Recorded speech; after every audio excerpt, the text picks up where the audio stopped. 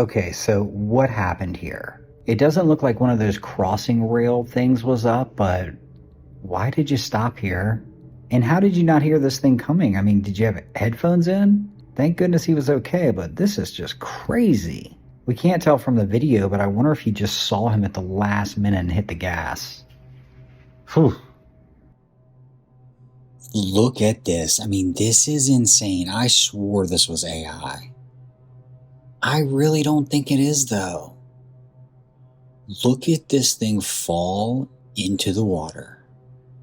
Unbelievable.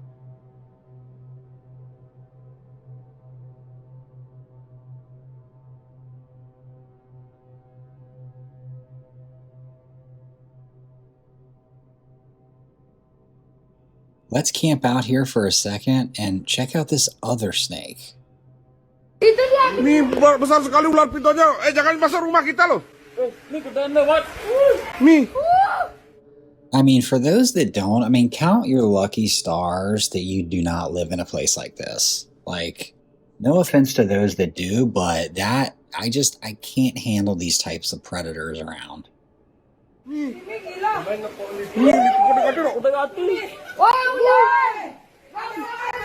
Ular. Ular besar, awas. Oke. Itu dia tuh. Ke rumah. Awas. Tuh. Ini. Ular. Awas ular besar. Ular.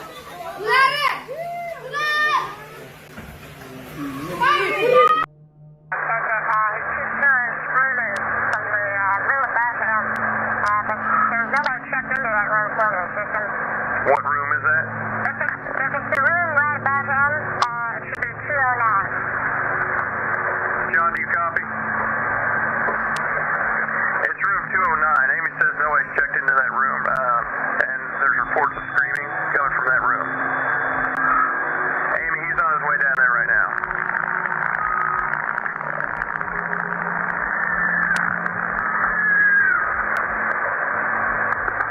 What's going on, John?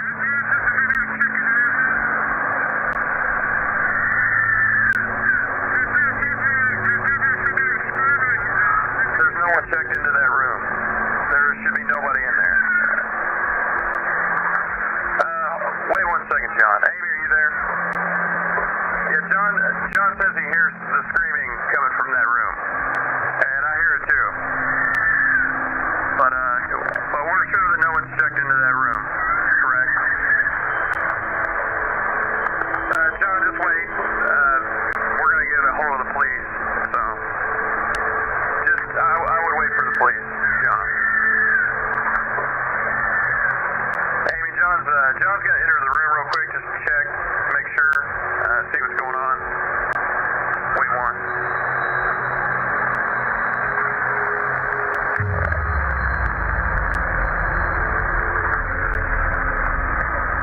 John?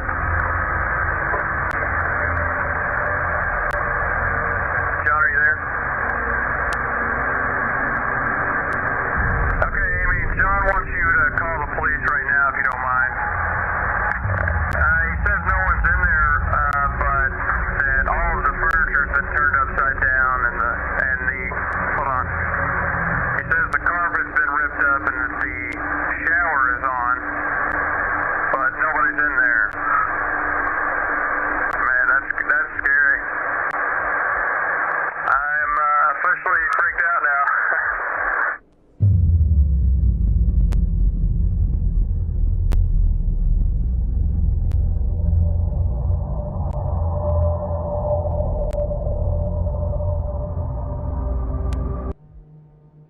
Deep in Utah's Uinta Mountains, a region known for years of Bigfoot sightings, a researcher and his wife head into what many locals consider a true hotspot for strange encounters.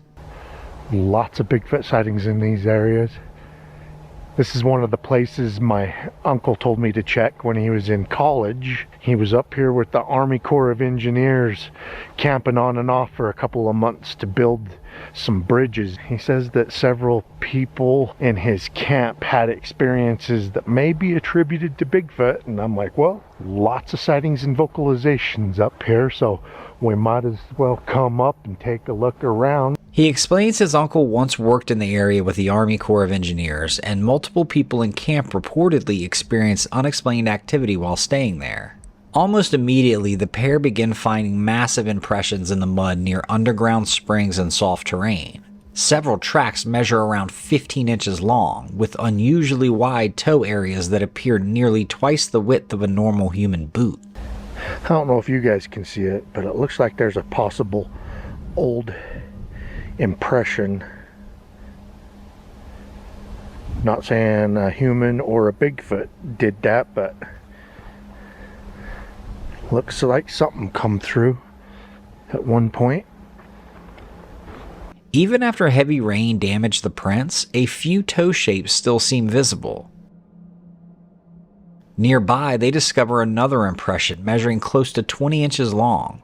The narrator stays cautious the entire time, repeatedly saying he can't confirm the tracks belong to Bigfoot. But with multiple prints appearing in sequence and heading toward the trees, the discovery definitely gets their attention. Things get even stranger when Jenny spots a large, teepee-like structure hidden in the woods. Jenny spotted this. Not saying Bigfoot did it.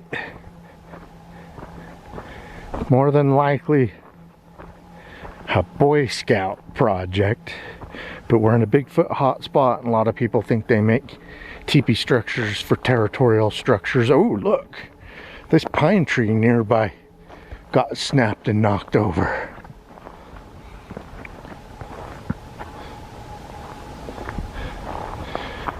Oh, I see a deer carcass in it.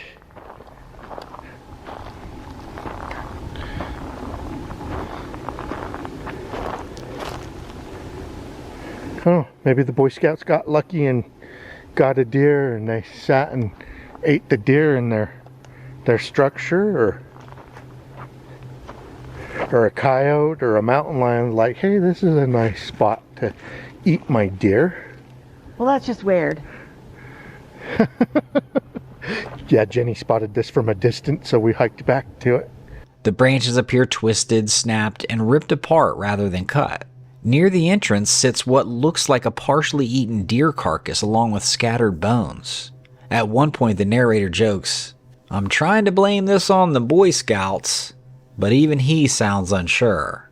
By the end of the investigation, they never claim to capture proof of Bigfoot, but between the oversized tracks, the strange structure, and the eerie setting deep in the Uintas, the entire experience leaves them with more questions than answers. So what do you think? Just old animal tracks in a man-made shelter, or something far stranger moving through the mountains?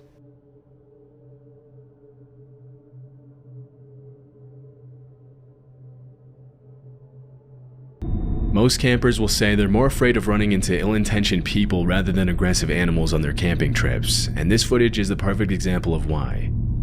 Love Sundays is a channel run by a man named Sean who uploads videos of his solo camping adventures in the UK. In a video he uploaded in September 2022, he shows what happened one night when he camped on the side of the road in Cornwall. Technically, he wasn't supposed to be camping there due to parking regulations, so he made every effort possible to make it seem less obvious that he would be spending the night on the side of the road. Before the sun sets, he goes into his van and starts making dinner, making as little noise as possible to avoid unwanted attention. At around 9 p.m., he turns off the lights and goes to bed. Everything seems to be going just fine, but at around 2 a.m., Sean's night takes a pretty unsettling turn. Yep. Okay, well, I already have this one solved. Buddy, you're in a white van.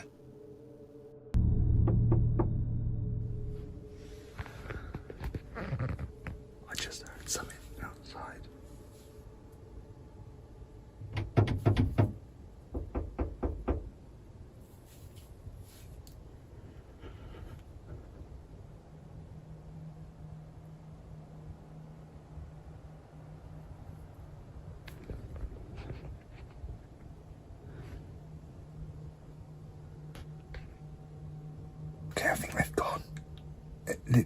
literally tried to get in the van. Yeah, it's the police. It wasn't just a knocking, they were trying their handle.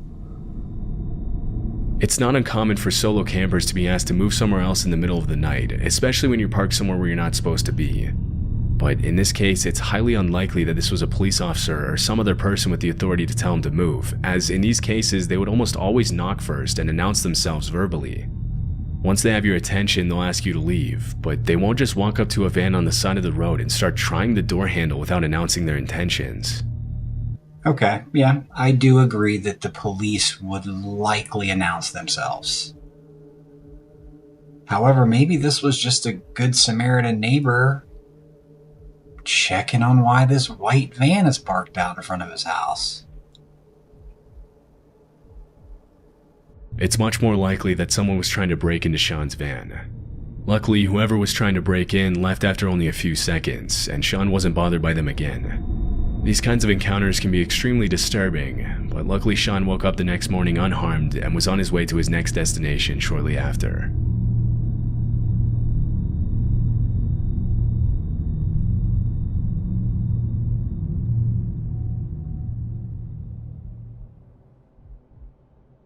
It's August 2nd of 2024, and what starts as a peaceful camping trip quickly turns unsettling. The video comes from our boy Grizzly Gaz, a creator known for his wild camping adventures, woodland exploration, and nights spent deep in remote areas.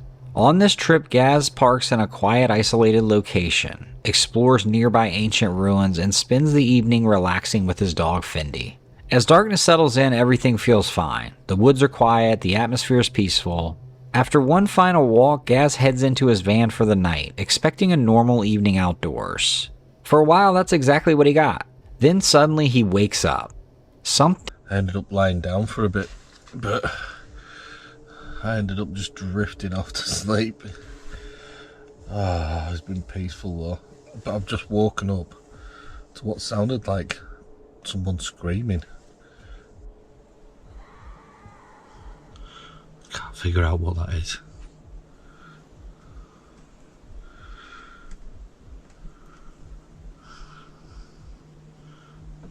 Must be some type of bird.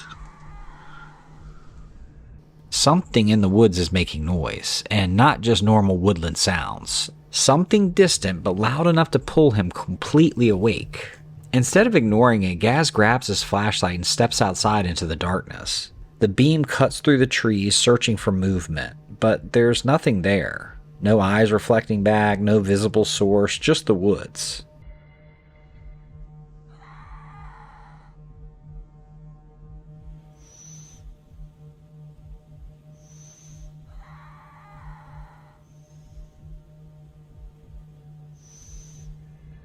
Eventually, he heads back into the van and tries to settle down again, though the uneasy feeling clearly lingers. Honestly, that's probably one of the worst parts about camping alone. Sometimes you hear something you can't identify and your imagination just takes over. It's like you think whatever is out there is plotting against you while you're in your van. But anyhow, what do you think that sound actually was? Picture this, a freezing winter night on December 30th of 2023. What begins as another paranormal exploration quickly turns into something far more dangerous. Popular YouTuber Chris Baird, known for visiting haunting locations and abandoned places, heads into the woods with his friends Benjamin and Yasko. The group has spent years chasing eerie experiences, so heading into a dark forest at night feels routine to them. After arriving, they set up camp and begin exploring the surrounding area. At one point, the group splits up to investigate separately. Chris pulls out a spirit box, hoping to capture something paranormal while walking through the trees alone. For a while, the forest stays completely quiet. Almost too quiet. Creepy, because we're just going farther and farther in the woods, and there's nothing around us right now. It sounds like someone's walking around in the snow. And again, I'm a realist here. Like, there could actually be an animal nearby. Animal could be in like a little hole. Whatever it is likes to hang out in here, clearly. Like, look at all that. Whoa, whoa, whoa, whoa, whoa, whoa, whoa. Did you? Agonizing. It is agonizing. It's agonizingly scary. Did you just tap on that tree? Something out here is trying to scare me. This forest is too much. Like, for real. Then he hears footsteps. Faint at first, but close enough to stop him in his tracks. He scans the woods with his light, trying to find where the sound is coming from. But nothing. No visible person. Still unsettled, he decides to head back toward the campsite. That's when the situation changes completely. As the three regroup near their car, they suddenly hear an engine approaching through the forest. Something's coming. What? Something's coming. Where? Like a vehicle or something. What if it's that same vehicle from earlier? It might be.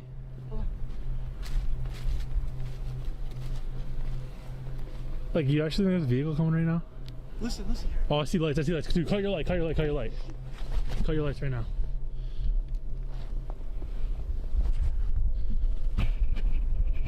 Look at, there's a light up there. Wait, is that a car? I literally see lights coming at us. Look at that. We're all lit up. I'm turning myself up.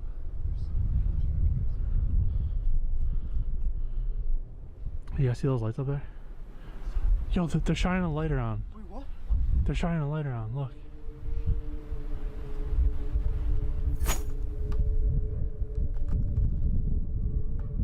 Are they still at the campsite? I don't know. I can't tell. Whoa. Are we seeing lights or are we just seeing the fire? Because I'm pretty sure I saw like a flashlight shining around, but I could be wrong. No, I saw something too, dude.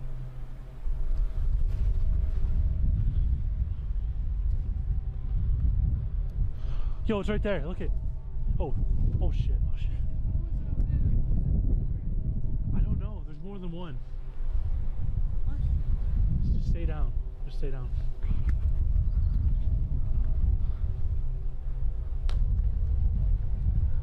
Dude, they're driving really slow.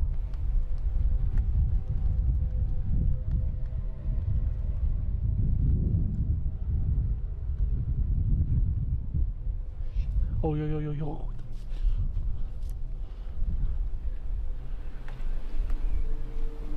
They stopped at our campsite.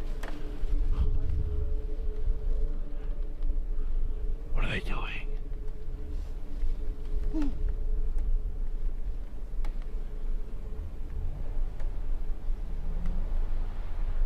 They just took off. Bro, what the hell was that? Why did they stop at the campsite? How many people do you think there were? Are you good? Let's all stick together. This is so weird.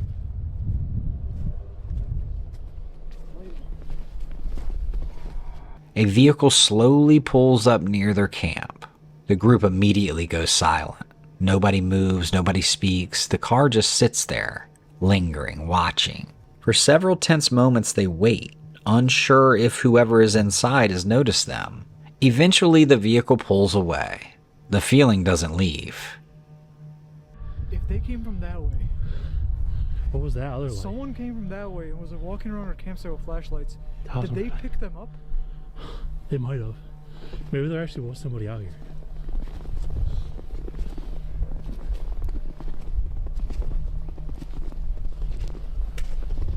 I don't see anybody.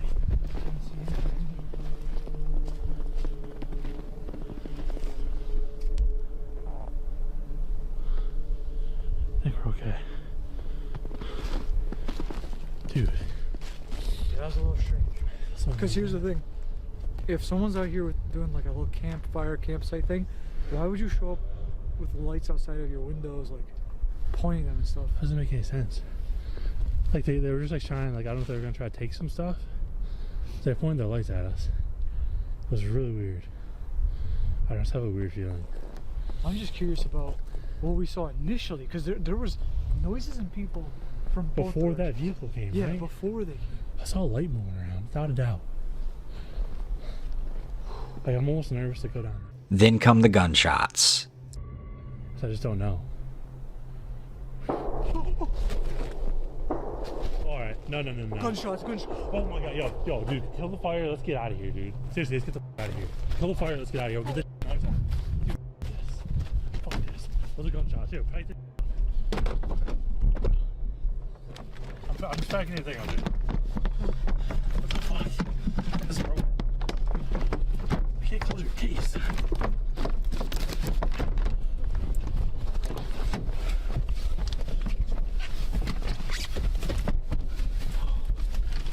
That ain't worth it. It's not worth it. They were trying to scare us. That was so close to us, too. They were trying to Were they scare us. shooting at us? That's why I just don't understand. But they were definitely trying to scare us. I could say that with 100% certainty. You're trying to uncover stuff, so just be careful. We have to like pull over down here. I want to get somewhere safe right now. What the fuck? I have to figure out how. Loud cracks echo through the woods, instantly shifting the situation from a little unsettling to absolutely dangerous.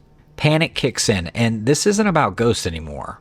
They grab what they can and run, leaving their gear behind as they sprint out of the woods.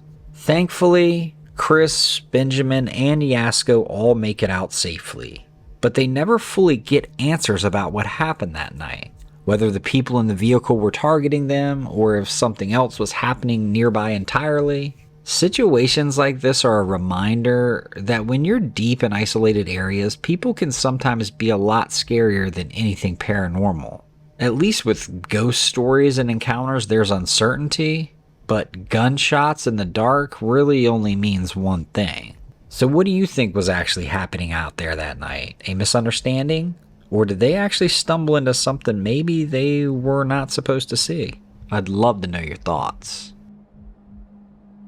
This next clip comes from UK Carry Outdoors, a UK-based solo camping channel focused on woodland adventures, gear testing, and the realities of sleeping outdoors in rough conditions. The event takes place on May 19th of 2022 in the North Yorkshire Moors. Back on at night now. I've just climbed into my tent and got into a sleeping bag. It's really nice and cosy in here, so I think I'm in for a good night's sleep.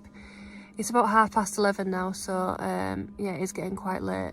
And obviously we're having a lot lighter mornings now, which means we have to be up fairly early to get packed down before it gets too light. So yeah, we're gonna call it a night. So I'll check in with you guys in the morning.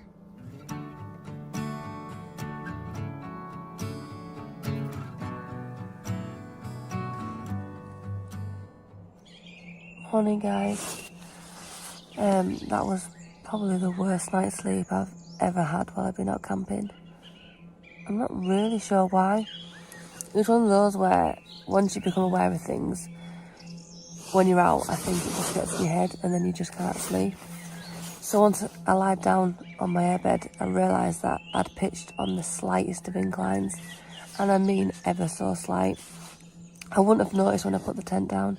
I didn't notice when I was chilling in the tent before. As evening settles in, the camper finishes setting up her new Nature Height Vic 110 tent and begins organizing her sleeping setup inside. At first, everything feels comfortable. She talks about the amount of space in the tent, she lays out her air mattress and sleeping bag, and settles in for the night. Outside, the woods are calm, only a light breeze moving through the trees. Aside from a few weird noises, the campsite seems peaceful and well chosen. But there's one detail she doesn't fully notice at first. The tent is pitched on a slight incline. The moment she lies down, the problem becomes obvious. She starts slowly sliding downhill on the air mattress. Obviously, this is making it nearly impossible to be comfortable. Sleep. But as soon as I lied down, I realised that I felt like I needed to keep rolling. And the airbed was on a slight angle.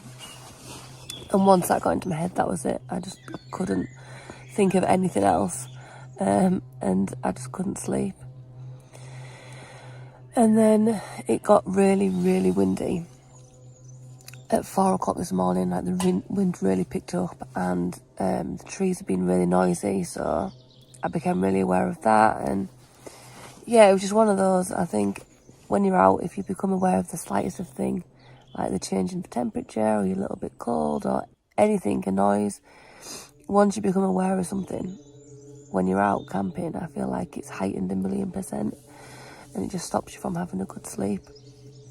So yeah, I've not slept at all. It's currently 5:20, so What seemed like a good camping spot suddenly becomes frustrating fast. Around 5 a.m., conditions get worse. The wind begins picking up, causing the trees around the campsite to creak and sway. Out on the moors with almost no other sound around, every moment feels amplified. Sleep becomes impossible. And I think within the next hour I'll be packed down and heading home. The sun's just starting to come up, so it's just starting to get light, but yeah, it's a shame because I'm really warm, but I've just not slept. Also, another thing I've noticed is the inside of my tent. I don't know if I can show you, and I don't know if you can see, but you can't really make that out, but yeah, the lining, the inside of my tent is absolutely soaking. Drying out last night, I've had no rain or anything, but the condensation inside the tent has just been really bad, so that is a negative to this tent because there is no reason why it should be like that. So by morning, another issue appears. Condensation is built up heavily inside the tent overnight. Moisture covers the walls and ceiling, dripping onto her gear and air mattress. Even with ventilation open and the door partially unzipped, the dampness is everywhere. Despite the rough night, she stays positive about the experience. She explains that situations like this are simply part of real solo camping. If you can't stand the heat, stay out of the kitchen. Now guys, I'm packed down, but the more I've looked as I've woke up and looked around the tent more, the roof of it is absolutely dripping with water all down the sides. It's absolutely soaking, which I don't understand why, because I've had my vents open and I actually slept with the door open halfway. So I just had this obviously mesh door completely shut, but the actual door to the tent was half open because I wanted to be able to let some light in from the torch, and it was not a cold night, so there was so much ventilation getting in. I hate to think what it'd have been like if I had my vents shut and I was fully zipped in. So yeah, not impressed at all. Everything just feels really damp. So yeah, it's not a great experience, and it, you know, probably would put me off bringing this tent out again, to be honest. I've never had this problem before, unless I'd been all zipped up and my vents shut, me and the dog in the tent, you know, a lot of hot air getting breathed around. Then I've had this problem and I've known the solution to it, but I can't think what else I could do by having both the vents open and the door open all night to stop the condensation like this. So yeah, not really impressed, to be honest. My airbed is all wet around the bottom of it where it's been touching the sides of the tent, and yeah. Learning how terrain, airflow, and weather affect your setup is part of spending nights outdoors. And honestly, that's probably the biggest difference between these polished camping videos and reality. Sometimes the biggest challenge isn't wildlife or people or some type of danger, it's just trying to stay dry, get a few hours of sleep, and not be freaked out. After packing up early, she leaves the moors exhausted, but with a much better idea of what not to do next time. Now tell me, does any of this interest you? Like, I just have no desire to do this by myself. I really want you guys to sound off. Like, I just, like, I'd like to be home alone. That would be cool. But I don't necessarily want to be in the dark woods in a wet tent all alone. Or with other people, for that matter.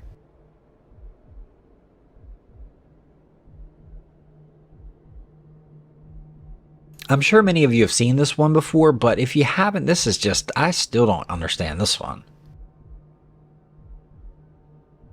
This bizarre picture showed up on a hunter's plot feeder deep in the Florida swamps, and people still can't agree on what they're looking at.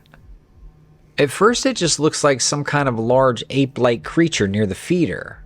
But once the footage gets zoomed in and stabilized, viewers can see that there's something way stranger. It appears to be holding a baby. In a few frames, the smaller figure even looks like it has tiny fingers pressed against the larger creature's face. Honestly, that kind of detail is what makes this footage so unsettling. The creature's face almost looks human in certain shots, while the body still has that primate shape people always describe in skunk ape sightings. The original researcher who shared the footage basically said, if it's fake, it's a good one. And that's kind of the problem. Nobody has any answers. It's not like anyone's ever found a suit or a prop that convincingly explain what's in this frame. While doing interviews in the area, things get even weirder. Another witness from Florida claimed he spotted a similar creature moving through deep swamp water near Lettuce Lake Park. He originally thought it was a bear until he noticed the long swinging arms and how easily it moved through this thick swamp terrain, which honestly a bear would sink in. At one point, the figure reportedly turned and looked directly toward him before disappearing under the swampy water. And according to the witness, it never came back up. Now, here's where the speculation starts. Personally, if this thing is real, I don't think it's some giant gorilla wandering Florida. The movements and proportions almost make it feel like something built specifically for swamp environments. Thinner, smarter, more comfortable in water than people expect. And back to the baby part of this thing, I mean, that changes everything. Because if that really is an infant clinging to it, then we're not talking about some random animal passing through. Think about this. We'd be looking at a breeding population hiding in terrain that most people would willingly never step foot in. I mean, this place is a swamp. It's full of gators, snakes, miles of untouched wilderness. It'd be a great place to hide.